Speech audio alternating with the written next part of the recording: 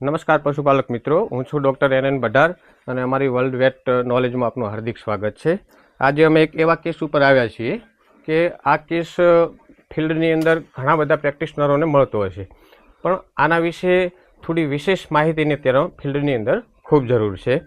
હવે આ કેસ આપણે એક જજ કરી શકીએ કે TRP એટલે એનું ફૂલ ફોર્મ થાય ટ્રુમેટિક રેટિક્યુલો પેરિકાર્ડાઇટિસ અથવા પેરિટોનાઇટિસ।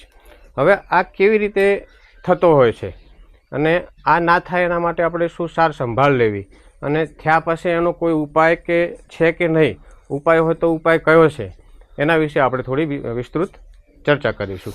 હવે પહેલી વસ્તુ કે આજે અમારી સામે ભેંસ ઊભી છે, એ ભેંસ સસ્પેક્ટેડ ફોર TRP। અમારા જે 22 વર્ષના ફિલ્ડના અનુભવ પ્રમાણે અમે કહી શકીએ કે આ સસ્પેક્ટેડ ફોર TRP ટ્રુમેટિક રેટિક્યુલો પેરિકાર્ડાઇટિસ માટે સસ્પેક્ટેડ છે। હવે TRP છે શું અને એ કેવી રીતે થાય છે એના વિશે હું તમને થોડી માહિતી આપું। TRP એ એક એને આપણે હાર્ડવેર ડિઝીઝ બી ઇંગ્લિશની અંદર વેટરનરી ભાષાની અંદર કહેતા હોઈએ છીએ।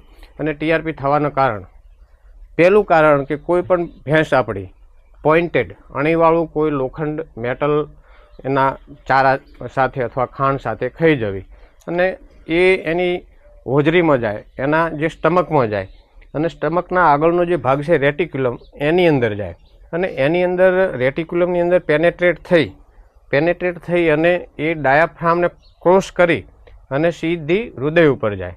હવે હૃદયની આજુબાજુના જે લેયર છે, પેરિટોનિયમ, પેરિકાર્ડાઇટિસ, આ બધા લેયર છે। હવે જે થોરેસિક કેવિટીની અંદર એન્ટર થાય ત્યારે આ પ્રકારની સ્થિતિ આવતી હોય છે અને જ્યારે થોરેસિક કેવિટીની અંદર એન્ટર થઈ અને પેરિકાર્ડાઇટિસ ઉપર જાય, પેરિકાર્ડિયલ શેક ઉપર જાય તો ત્યાં શું થતું હોય છે, ત્યાં આજુબાજુ ઇન્ફેક્શન ચાલુ થતું હોય છે।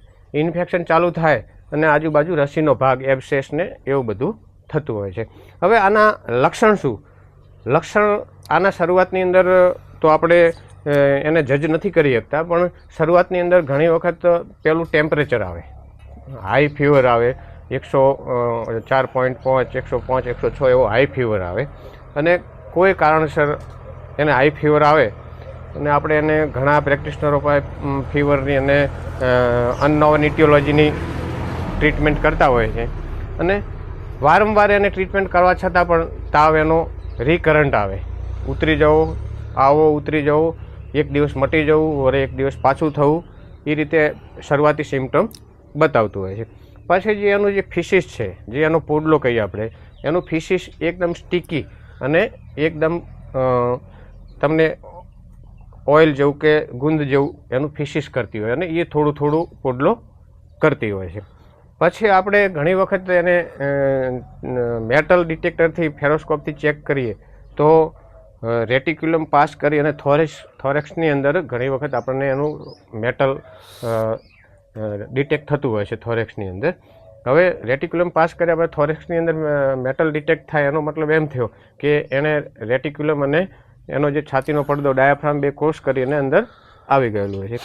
હવે ધીમે એને આપણે ટ્રીટમેન્ટ કરવા છતાં પણ કોઈ રિસ્પોન્સ મળતો નથી અને ઘણી વખત પછી પેરિકાર્ડિયલ શેકની અંદર ઇન્ફેક્શન થવાના કારણે અને ત્યાં બોડીનો જે પ્રોટીન છે એ બધું પ્લાઝમાને એ બધું ત્યાં વધારે એક્યુમ્યુલેશન ઇન થોરેક્સમાં થાય, એની અંદર વધારે એબ્સેસ ને ફ્લુઇડ ને એ બધું ધીમે થોરેક્સની અંદર ભરાતું જાય છે। હવે આ ભેંસની અંદર તમે દેખો કે જે એનો નેકનું રિજિયન છે, એનું જે નેકનું રિજિયન છે તમે દેખો આખું ઇન્ફ્લામેશન થયેલું હોય એવું લાગે છે અને આ આપણે જોઈએ કે અહીંયા આપણે એને આવી રીતે પ્રેસ કરીએ સ્કિન ઉપર તો ત્યાં રીતસરનો આ ઘૂમો પડેલો દેખાય છે। ઘૂમો પડેલો દેખાય એનો મતલબ એમ થયો કે આપણે પ્રેસ કર્યું તો અંદર ફ્લુઇડ હતું, એ ફ્લુઇડ આજુબાજુ જતું રહ્યું અને અહીંયા સ્કિનની અંદર ઘૂમો પડ્યો।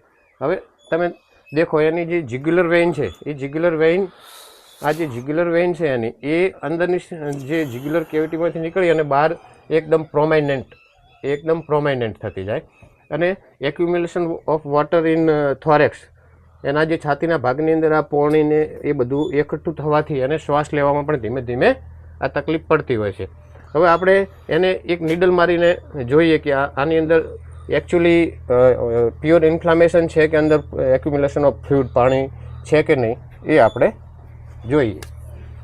તમે દેખો,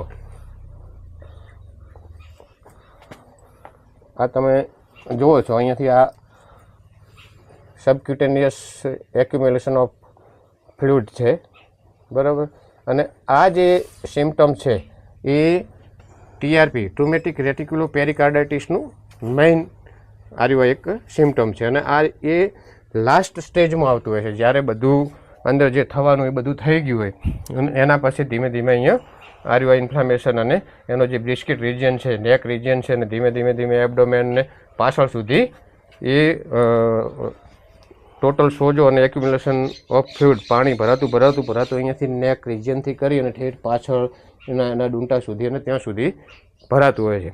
અને પછી પશુ એક્યુટ પેરિકાર્ડાઇટિસ, એક્યુટ પેરિટોનાઇટિસ અને હાર્ટની ઉપર ઇન્ફેક્શન લાગવાથી એનું હાર્ટ ફેલ થઈ અને લાસ્ટમાં પશુ આપણું ડેથ થતું હોય છે. હવે આ પશુની અંદર ટ્રીટમેન્ટ તો બહુ કરાઈ છે. આ કાકા જોડે થોડી વાત કરીએ. શું નામ કાકા આપનું? રામજીભાઈ. રામજીભાઈ, ક્યારની બીમાર છે આ ભેંસ તમારી? આ 8-10 દિવસ થઈ ગયા. 8-10 દિવસ થઈ ગયા, બરાબર. અને 8-10 દિવસથી તમે કેટલી વખત દવા કરાયેલી? દવા તો કોને 2 જણના પ્રાઇવેટ ડોક્ટર લાયા, પછી સરકારીમાંથી 5 દાડાથી રિઝલ્ટ આવે એટલે ડોક્ટર આવે. બરાબર. પણ કોઈ દવા કર્યા પછી કોઈ ખાવાનું ના, ખાવાનું 2 દાડે બંધ છે. 2 દિવસથી બંધ છે. હવે અમારા અઠવાડિયા જેવું સારો થઈ. અઠવાડિયા જેવું હવે શરૂઆતમાં તાવ ને એવું બધું મટ્યું. શરૂઆતમાં તાવ ને એવું બધું આવ્યું. હવે દેખો, આપણા ભોળા પશુપાલક મિત્રોને ખબર હોતી નથી અને ઘણી વખત એમની અણસમજ કહીએ અથવા બેદરકારી કહીએ, એના કારણે જે એમનું જે ખાણ દાણ ચાર પૂળો જે છે એની અંદર આપણે વ્યવસ્થિત કોઈ ચેક કરતા નથી. અને ઘણી વખત જે ખાણદાણ હોય, કોન્સન્ટ્રેટ હોય, એની અંદર મશીનરીનો કોઈ પણ ભાગ, પોઇન્ટેડ ભાગ એ ખોણની અંદર તૂટીને પડતો હોય છે. જ્યાંથી આપણે જે ફેક્ટરીનું ખોણ લાવતા હોય એ લોકો બહુ કેર કરતા હોય, એમ છતાં પણ ઘણી વખત કોઈ મશીનરીનો પાર્ટ કે એવો કોઈ ટુકડો અંદર તૂટીને પડતો હોય અને એ ખોણની સાથે આપણા ખેડૂત મિત્રો ક્યારેક ચેક તો કરતા હોય, પણ અમુક ખેડૂત મિત્રો ચેક કરતા નથી, અમુક પશુપાલકો ચેક કરતા નથી. એના કારણે એ ખાણની સાથે એના પેટમાં જતું રહે. પેટમાં જવાના કારણે જે પોઇન્ટેડ અણીવાળો ભાગ હોય અને એના કારણે આ પછી રેટિક્યુલમને પણ ક્રોસ કરી, ડાયાફ્રામને ક્રોસ કરી અને આ પ્રકારનો ટીઆરપીનો પ્રોબ્લેમ પશુની અંદર થતો હોય છે.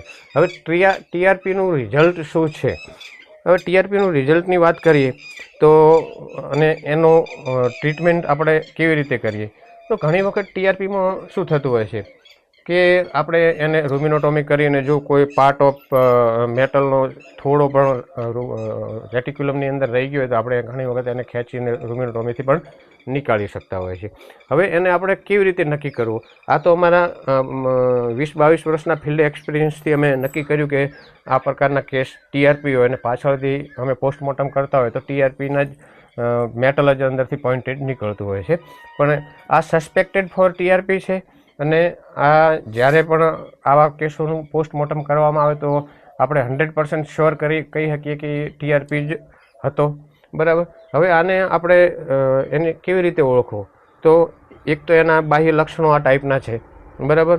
એક્યુમ્યુલેશન ઓફ વોટર, પાણી ભરાઈ જવું એના જે બ્રિસ્કેટના હાડાના ભાગની અંદર, બરાબર. એની જે જીગ્યુલર નસ છે એ ફૂલી જવી અને પશુને રિકરન્ટ તાવ આવો, ક્યારેક થોડો સ્ટીકી પોડલો કરવો, શ્વાસ લેવામાં એને તકલીફ પડે, એનું જે નોઝ છે, નાક ખેંચીને શ્વાસ લેવો.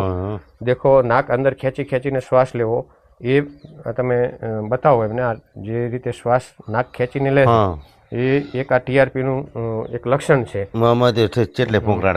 બરાબર. હવે એને ઓળખવા માટે તો આપણે અલ્ટ્રા કરાવવી પડે, પછી એની જે સોનોગ્રાફી એનાથી આપણે મેટલ કઈ જગ્યાએ એક્ઝેક્ટ પોઝિશન છે અને ટીઆરપી મેટલના કારણે છે કે નહીં આપણે નક્કી કરી શકતા હોઈએ. પણ ઘણી વખત એનો જે આ આપણે એક ટેસ્ટ છે, અહીંયાથી સ્કિન અહીંયાથી આપણે ખીંચીએ તો એને બહુ પેઇન થતું હોય છે. પેઇન થવાના કારણે ઘણી વખત પશુ આગા પાછું થતું હોય છે.